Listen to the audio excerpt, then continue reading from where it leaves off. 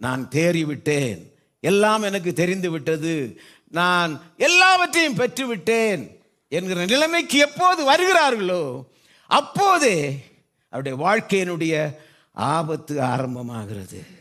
பவுல் அதுக்கு என்ன சொல்லுகிறார்?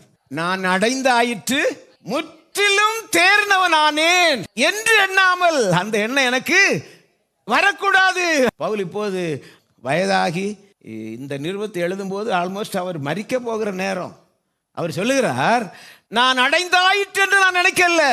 இவ்வளவு சபைகளை ஸ்தாபித்து விட்டார், 14 நிருபங்களை எழுதிவிட்டார், ஆண்டவரோடு நேரடியான உறவை வைத்துக் கொண்டிருக்கிறார். அவர் கூறுகிறார், நான் அடைந்தாயிற்று என்று நான் என்னை குறித்து நினைக்கவில்லை, முற்றிலும் தேர்ந்தவன் என்று நான் நினைக்கவில்லை.